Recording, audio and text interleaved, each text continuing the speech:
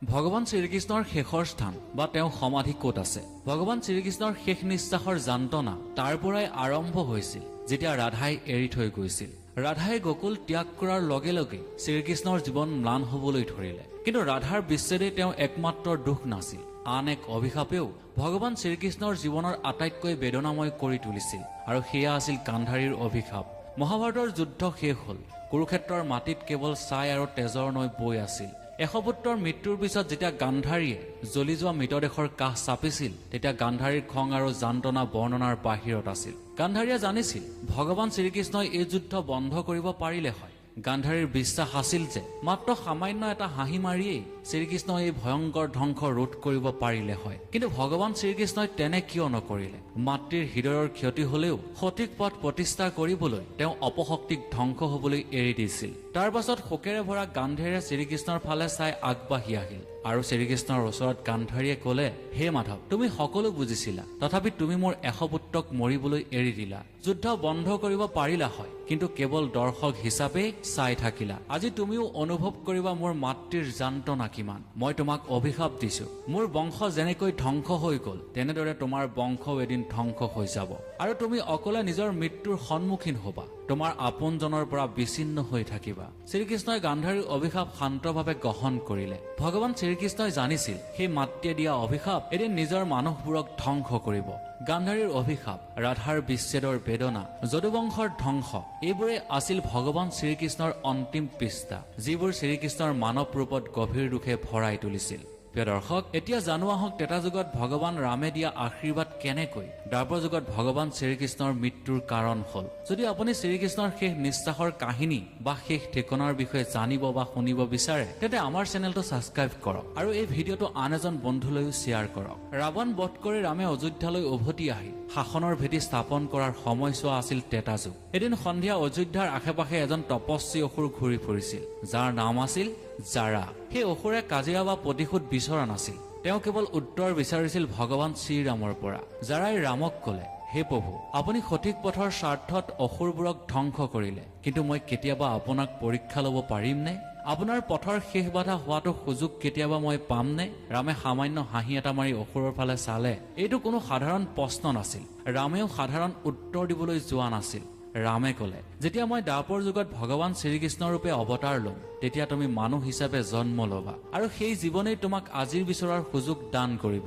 এই পৃথিৱীত মোৰ শেষৰ সময় হব তোমাৰ হাতত, এয়া মোৰ প্ৰতিশ্ৰুতি। মোৰ তল কৰি অসুৰ গুচি গল। সেই প্ৰতিশ্ৰুতি যেন যুগ যুগ ধৰি মহান ৰহস্যৰ ভিত্তি হৈ পৰি থাকিল। সেই কথা তেওঁ নাজানিলে। সময় পাৰ হৈ গল, যুগ সলনি হল। দ্বাপৰ যুগত সেই প্ৰতিশ্ৰুতি লাহে লাহে শ্ৰীকৃষ্ণৰ অন্তিম মুহূৰ্তৰ দিশে আগবাঢ়িল। যেতিয়া শ্ৰীকৃষ্ণৰ জীৱন শেষ হৈছিল আৰু বিশ্বব্ৰহ্মাণ্ডৰ আটাইতকৈ মহান প্ৰেমী নিজৰ গভীৰ নিসংগতাত ডুব গৈছিল, তেতিয়া সেইটোৱে আছিল দ্বাপৰ যুগৰ শেষ মুহূৰ্ত।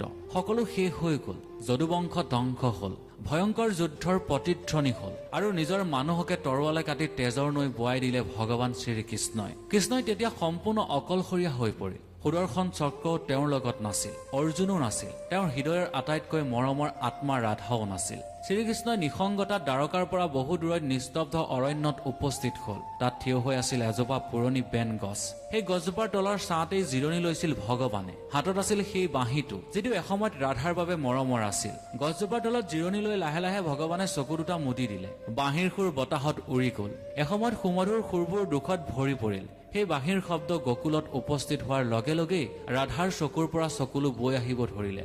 ৰাধাই দেখিলে শ্ৰীকৃষ্ণ অকলশৰীয়া। সমগ্ৰ বিশ্বক মোহৰ পৰা মুক্তি কৰা সেই অলৌকিক প্ৰেমৰ ৰূপটো নিজেই মোহৰ মাজত আবদ্ধ হৈ আছিল। উচুপি থকা চকুৰে ৰাধাই শ্ৰীকৃষ্ণৰ ফালে হাতখন আগবঢ়াই দিছিল যদিও ৰাধাই শ্ৰীকৃষ্ণক স্পৰ্শ কৰিব নোৱাৰিলে। সমগ্ৰ বিশ্বই পূজা কৰা পৰম ব্ৰহ্ম ৰূপ গকুলৰ দেৱীৰ ৰাধা আজি ৰাধাই শ্ৰীকৃষ্ণৰ বেদনাৰ সন্মুখত অসহায় হৈ পৰিছিল।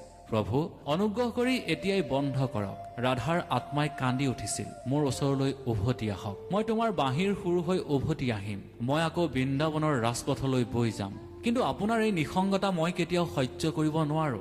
কিন্তু সেই গছজোপাৰ তলত কৃষ্ণ নিমাত হৈ পৰি আছিল। বাঁহীৰ সুৰবোৰ ৰৈ নাথাকিল, মাথো শব্দবোৰ লাহে লাহে লেহেমীয়া হল। শিলত খুন্দা মাৰি ক্লান্ত হৈ পৰা নদীৰ সেই ঢৌবোৰ যেন পাৰ হৈ গৈছে, আকাশখন নিস্তব্ধতাত ডুব গৈছে, পৃথিৱীখন নিস্তব্ধতা হৈ পৰিছে। সময় যেন সেই মুহূৰ্তৰ পৰা আগবাঢ়ি যাবলৈ পাহৰি গৈছে, যেন ঈশ্বৰে নিজেই ক্লান্ত হৈ পৰিছে। লাহে লাহে আন্ধাৰ বাগৰি আহিছে। বছৰ বছৰ ধৰি কেৱল সাক্ষী হৈ থকা সেই গছজোপা শ্ৰীকৃষ্ণৰ শেষ নিশ্বাসৰ সাক্ষী হবলৈ ওলাইছে। সেই গছজোপাৰ শিপাৰ ওচৰতে বহি আছিল সেই শৰীৰটো, যিয়ে এটা যুগৰ সৃষ্টি কৰিছিল, যাৰ আদেশত সঠিক পথ থিয় হৈ আছিল। আজি সেই একেই শৰীৰ কঁপি উঠিছে, অকলশৰীয়া, শান্ত আৰু দুৰ্বলতা। ভগৱান শ্ৰীকৃষ্ণৰ চকু দুটা বন্ধ হৈ গৈছিল যদিও মনটোৰ মাজত চলা ধুমুহাই তেওঁক জুৰুলা কৰি পেলাইছিল। যি জীৱনে কেতিয়াও সম্পূৰ্ণ শান্তি নেপালে, জন্মৰ সময়তো যাক মাকৰ কোলাই অস্বীকাৰ কৰিছিল, দৈৱকীৰ গৰ্ভত জন্ম ললেও কিন্তু প্ৰথমবাৰৰ বাবে চকু মেলিছিল কাৰাগাৰৰ অন্ধকাৰৰ কোঠাত। যশোদাই ডাঙৰ দীঘল কৰিলে, কিন্তু জন্ম দিয়াৰ মাকক দেখা সুযোগ কেতিয়াও নাপালে। ভগৱানে মাতৃৰ স্পৰ্শৰ বাবে হাহাকাৰ কৰিছিল। সেই বেদনাত কেতিয়াও জীয়াই থকা নাছিল শৈশৱৰ নিৰীহ হাঁহিটো। শিশুৱে খেলা ধূলা কৰা আৰু জঁপিয়াই পৰাৰ বয়সত ভগৱানে দানৱৰ লগত যুদ্ধ কৰিছিল। তাৰ পিছতে আৰম্ভ হৈছিল ৰাধাৰ প্ৰতি প্ৰেম, আৰু সেই সময় আটাইতকৈ সুমধুৰ আৰু ধুনীয়া আছিল। অতি বিশুদ্ধ অভিজ্ঞতা আছিল। কিন্তু কি পালে ভগৱানে? ৰাধাৰ লগতো সংযোগ স্থাপন কৰিব নোৱাৰিলে, আজীৱন ৰাধাৰ লগত থাকিব নোৱাৰিলে। ভগৱানৰ ইচ্ছা আছিল যদিও পূৰণ কৰিব নোৱাৰিলে। প্ৰতিটো জন্মতে ৰাধাৰ পৰা বিচ্ছেদ নিয়তিৰ নিয়ম আছিল নেকি? নাই, এয়া ভগৱানৰ ইচ্ছা আছিল। ৰাধা আঁতৰ হৈ গল, বৃন্দাবন এৰি থৈ আহিল ভগৱান শ্ৰীকৃষ্ণই। ভগৱানৰ শৈশৱ সৰুৰে পৰা কান্ধত বোজা হৈ পৰিছিল। ন্যায় আৰু সঠিক পথৰ বাবে সদায় যুঁজি গৈছিল। কেতিয়াবা দ্ৰৌপদীৰ সন্মান ৰক্ষা কৰিবলৈ, কেতিয়াবা অৰ্জুনৰ অশান্ত বিবেকক জাগ্ৰত কৰিবলৈ। মহাভাৰতৰ অধৰ্মৰ লগত যুঁজিছিল, কিন্তু কি লাভ হল? ভগৱানে ঘনিষ্ঠ সকলোকে হেৰুৱাই পেলালে। সেই ভয়ংকৰ যুদ্ধত ভাতৃসম কৰ্ণক হত্যা কৰা হল, যাৰ পৰা ভগৱানে নিয়ম শিকিছিল। ভীষ্ম শৰশয্যাত এৰি দিব লগা হল, যাৰ পৰা ভগৱানে জ্ঞান লৈছিল। দ্ৰোণ যুদ্ধত নিহত হল। দাদা, ভাই, পুত্ৰ সকলো কুৰুক্ষেত্ৰৰ যুদ্ধত শেষ হৈ গল।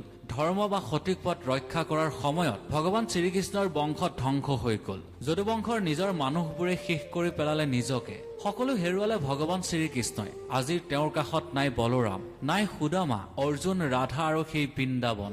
সেই সময়ত ভগৱানৰ হাতত মাথো আছিল এটা বাঁহী, যাৰ সুৰ শুনিবলৈ কোনো নাছিল। এতিয়া যদি সেই বাঁহী বজায়, তেতিয়া প্ৰতিটো সুৰে ৰাধাৰ স্মৃতি বেদনা হিচাপে ঘূৰাই আনে। পৃথিৱীখনৰ অধৰ্ম ধ্বংস কৰি নিজৰ মৰমৰ পৰা বঞ্চিত হ'ব লগা হল ভগৱান শ্ৰীকৃষ্ণ।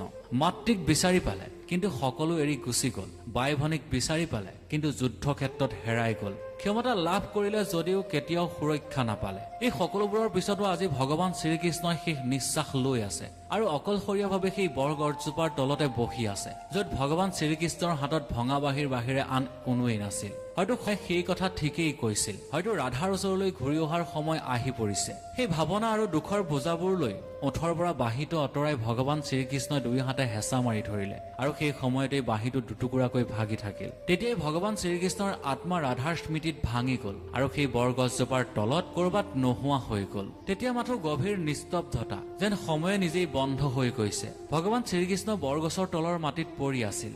চকু দুটা আকাশলৈ নিবন্ধ হৈ পৰি আছিল। বাঁহীটো তেতিয়াও ভগৱানৰ ওঠত লাগি আছিল, কিন্তু কোনো সুৰ ওলোৱা নাছিল সেই বাঁহীৰ পৰা। ভগৱানৰ শৰীৰটো ভাগৰুৱা হৈ পৰিছিল। ঠিক তেতিয়াই সেইখন অৰণ্যত জাৰা নামৰ এজন চিকাৰীয়ে চিকাৰৰ সন্ধানত ঘূৰি ফুৰিছিল, আৰু সেই সময়তেই চিকাৰীটোৰ দৃষ্টি ভগৱান শ্ৰীকৃষ্ণৰ ভৰিৰ ওপৰত পৰিল। দূৰৰ পৰাই হালধীয়া চোলা আৰু ভৰিৰ আঙুলিৰ জিলিকনি দেখি চিকাৰীটোৱে ভাবিলে জোপোহাৰ মাজত হৰিণা এটা লুকাই আছে। কোনো কথা নাভাবি জাৰাই ধনুখন তুলি লৈ কাঁড় এটা নিক্ষেপ কৰিলে। কাঁড়টোৱে বতাহ কাটি শ্ৰীকৃষ্ণৰ ভৰিত খুন্দা মাৰিলে, আৰু সেই দৃশ্য দেখাৰ পিছতেই জাৰাই মাত দিলে, প্ৰভু, মই ডাঙৰ ভুল কৰিলো। তেতিয়া শ্ৰীকৃষ্ণই ভাগৰুৱা মাতেৰে উত্তৰ দিলে, উঠা জাৰা, তুমি তোমাৰ কৰ্ম পূৰ্ণ কৰিলা। এইটোৱে আছিল সেই মুহূৰ্ত যেতিয়া ভগৱানে শৰীৰ এৰিবলগীয়া হৈছিল। এয়াই আছিল ভগৱান শ্ৰীকৃষ্ণৰ কৰ্মৰ ফল। এটা শোকাবহ দৃশ্য, যি দৃশ্য দেখিলে আপোনাৰ আত্মা কঁপি উঠিব। বৰগছজোপা থিয় হৈ থকা হাবিখনৰ শীতল ছাট শ্ৰীকৃষ্ণৰ শৰীৰটো নিথৰ হৈ পৰি আছিল। তেওঁ চকু দুটা আকাশৰ ফালে চাই আছিল, যেন অসীমক বিচাৰি হেৰাই গৈছে। সময়ত বৃন্দাবনৰ ৰাজপথত প্ৰেমৰ সুৰ প্ৰতিধ্বনি কৰা বাঁহী এতিয়া ভগৱানৰ হাতত ভঙা অৱস্থাত পৰি আছিল। যিজন চিকাৰীৰ কাৰে অজানিতে শ্ৰীকৃষ্ণৰ সেই যাত্ৰা পৃথিৱীৰ পৰা অন্ত পেলাইছিল, সেই চিকাৰীজন তেতিয়াও তেওঁ ভৰিৰ ওচৰতে থিয় হৈ আছিল। চিকাৰীজনৰ মুখখন চকুলোৰে তিতি গৈছিল, হৃদয়খনত অপৰাধৰ ভাৱনাৰে ভৰি পৰিছিল। প্ৰভু, মই কি কৰিলো? যাৰা নামৰ চিকাৰীজনে এই কথা বাৰে বাৰে আওৰাই আছিল, কিন্তু শ্ৰীকৃষ্ণৰ মুখমণ্ডল শান্ত আছিল, যেন চিকাৰীজনৰ কাঁড় তেওঁ ভৰিত লগাৰ কথা পূৰ্বে ভগৱান শ্ৰীকৃষ্ণই গম পাইছিল। বতাহত ভাঙি অহা এক হুলস্থুলে হাবিখনৰ নিস্তব্ধতা ভাঙি পেলালে, যেন প্ৰকৃতিয়ে নিজেই বুজি পাইছিল সেই মুহূৰ্তৰ কথা। দুখ আৰু ভাৱনাৰে ভৰি থকা চিকাৰীজনে লাহে লাহে থিয় হল। তেওঁ দেখিলে ভগৱান শ্ৰীকৃষ্ণৰ শৰীৰটো আৰু লৰচৰ কৰা নাই, আৰু এতিয়া সেই মনোমোহা হাঁহিটো ভগৱান শ্ৰীকৃষ্ণৰ ওঠত নাই, যেন ইতিমধ্যে ভগৱানে নিজৰ জীৱন ত্যাগ কৰি ৰাধাৰ লগত পুনৰ মিলন হৈছে। জাৰাই কি কৰিব কোনো সিদ্ধান্ত ল'ব পৰা নাছিল। তেওঁ জানিছিল তেওঁ আছিল এজন সাধাৰণ চিকাৰী, যিয়ে অজানিতে কাৰ মাৰি ভগৱানক হত্যা কৰিছিল। তেতিয়া সেই জাৰা নামৰ চিকাৰীজনে ভাবিছিল এই পবিত্ৰ শৰীৰটো হাবিত কেতিয়াও অকলে এৰি দিব নোৱাৰি। গাঁৱৰ মানুহৰ লগত যোগাযোগ কৰাৰ সিদ্ধান্ত ললে। জাৰাই খৰধৰ কৰি ওচৰৰ গাঁওখনৰ ফালে দৌৰি গল। চিকাৰীটো গাঁওখনলৈ দৌৰি যোৱাৰ লগে লগে আতংকৰ সৃষ্টি হৈছিল আৰু হৃদয়খন ভয়েৰে ভৰি পৰিছিল। গাঁৱত উপস্থিত হোৱাৰ লগে লগে তেওঁ মানুহবোৰক গোটাই সকলো কথা খুলি কৈছিল। এজন মহান ব্যক্তিৰ মৃতদেহ হাবিত পৰি আছে। মই অজানিতে তেওঁক কাৰ মাৰিছো, অনুগ্ৰহ কৰি মোৰ লগত আহক। আমি তেওঁৰ শেষ ৰীতি নীতি পালন কৰিব লাগিব। গাঁৱৰ মানুহে জাৰাৰ কথা শুনিছিল যদিও হৃদয়ত সন্দেহৰ সৃষ্টি হৈছিল। তেতিয়া কিছুমান লোকে জাৰাক সুধিছিল তেওঁ কোন আছিল, তেওঁ সাধু আছিল নে তপস্বী আছিল। জাৰাই মূৰ দোৱাই কলে মই নাজানো, কিন্তু তেওঁ মুখমণ্ডলত এক শান্তিৰ ধাৰা ধৰি ৰাখিছিল, যেন তেওঁ কোনো সাধাৰণ মানুহ নাছিল। হাতত আছিল ভঙা বাঁহী, কাপোৰ হালধীয়া। এই কথা শুনি ওচৰৰ আশ্ৰমতে বাস কৰা এজন বৃদ্ধ ঋষিয়ে স্তম্ভিত হৈ পৰিল। তেওঁ কলে এইজন দ্বাৰকাৰ প্ৰভু ভগৱান শ্ৰীকৃষ্ণ হ'ব পাৰে।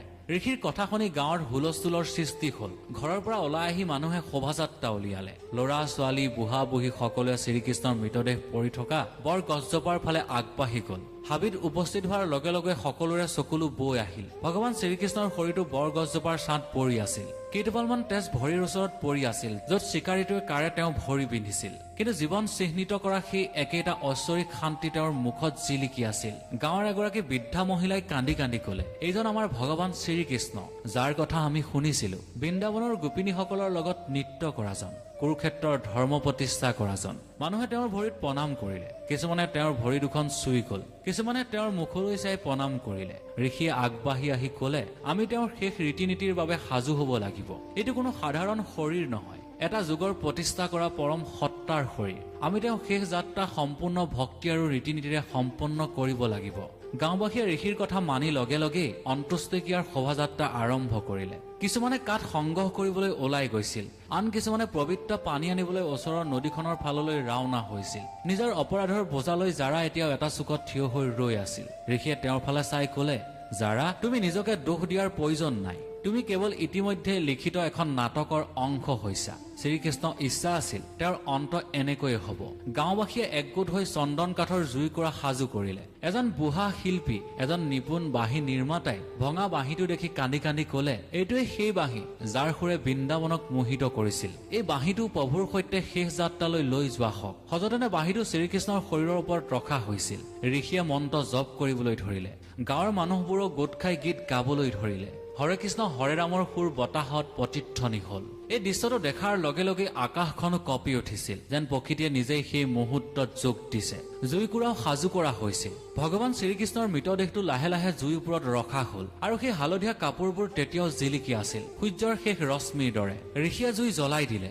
লাহে লাহে জুইৰ শিখা জ্বলি উঠিল, আৰু ঠিক সেই মুহূৰ্ততে ৰাধা গকুলত বহি পৰিল। ৰাধাৰ চকু দুটা তেতিয়া চকুলোৰে ভৰি পৰিছিল। জুইকুৰা জ্বলি উঠাৰ লগে লগেই গকুলৰ মাজত মৃদু বতাহ এজাক ভাঁহি উঠিছিল। তেতিয়া ৰাধাই চকু দুটা মুলি মৃদুভাৱে কলে কানা, তুমি তোমাৰ নাটক সম্পূৰ্ণ কৰিলা, কিন্তু তোমাৰ প্ৰেম কেতিয়াও শেষ নহব। তুমি মোৰ লগতেই গকুলত, আৰু মই তোমাৰ লগতেই বৃন্দাবনত আজীৱন জীয়াই থাকিম। এই বিচ্ছেদ কেৱল শৰীৰৰ বাবেহে আছিল, আমাৰ আত্মা চিৰদিন একেলগেই থাকিব। ৰাধাৰ প্ৰতিধ্বনি সেই বতাহত সুৰ হৈ শ্ৰীকৃষ্ণৰ চিতাৰ ওচৰ পালেহি। গাঁৱৰ মানুহে বতাহৰ মাজতেই এটা মিঠা প্ৰতিধ্বনি হোৱাৰ শুনা পালে, আৰু যেন ৰাধাৰ আত্মাই শ্ৰীকৃষ্ণক বিদায় দিছে। প্ৰিয় দৰ্শক, এনেদৰে ভগৱানৰ শেষ যাত্ৰাৰ অন্তিম সাক্ষী হৈ ৰল গাঁওবাসী, আৰু ঠিক তেনেদৰে সাক্ষী হৈ ৰল ৰাধাও। প্ৰিয় দৰ্শক, এতিয়াও সেই বৰ গছজোপাৰ কথা দ্বাৰকানগৰত আলোচনা হয়, আৰু সেই গছজোপাৰ কথা এতিয়াও দ্বাৰকানগৰত উপলব্ধি কৰা মানুহবোৰে। আৰু এতিয়াও এই কাহিনী এতিয়া দ্বাৰকানগৰৰ প্ৰতিজন শিশু আৰু বয়োজ্যেষ্ঠৰ মুখে মুখে শুনিবলৈ পোৱা যায়। আজিও আপুনি দ্বাৰকানগৰলৈ গলে ভগৱান শ্ৰীকৃষ্ণৰ সেই সমাধি ক্ষেত্ৰ দেখা পাব।